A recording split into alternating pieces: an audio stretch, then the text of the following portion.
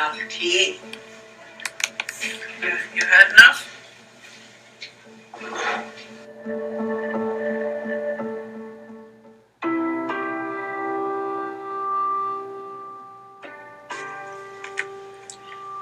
I grew up on the Canoe Creek Reservation, which is 1 hour out of Williams Lake on a dirt road. In the boonies, we call it.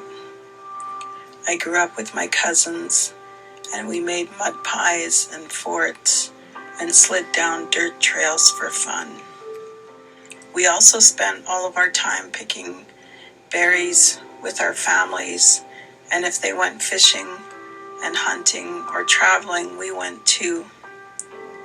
I can remember sleeping on the riverbank on the cold sand, listening to the river water spinning and thrashing upon the rocks in the dark. My mom and aunties would be dip net fishing all night, and we had to learn patience from an early age and wait until they were done right before the sun came up.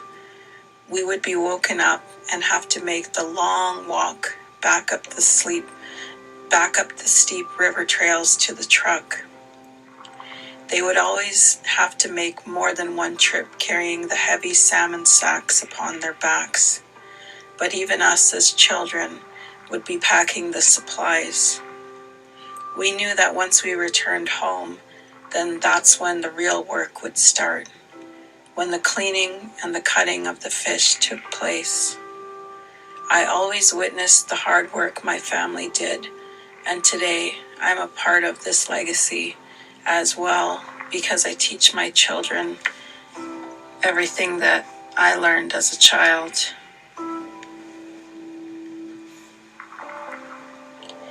When I look back at these times and when I think about those memories, I think about some things like when my grandma would visit relatives, and I always remember the tea.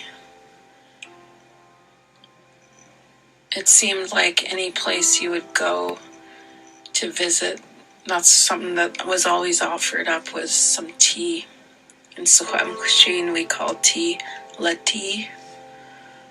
And so I remember my grandma sitting at the table visiting with her friend or relative and just sipping on her tea, and they would always speak in Secwepemc, and I never knew what they were saying, but I just remember thinking that it was different, and I probably wondered, like, well, what are they saying? And sometimes they would laugh, and so I knew that they were saying some funny stories. And my grandma never spoke to me in Secwepemc when I was growing up. She would only use English, and she might have said the random word like astuga, which means be quiet, or achadihuch, she would say good night. But I didn't really hear much, or ma'a or da'a, yes and no. So now when I look back on all of that, I just wish I had that opportunity to learn. But I think that I was learning because I was able to develop an ear for the language and how it was spoken. And I feel like that helps me a lot in learning the language today and learning it a little bit growing up. So I am pretty grateful that I was actually even able to do that, because that's not something really my kids would have the opportunity to hear very often, is fluent speakers.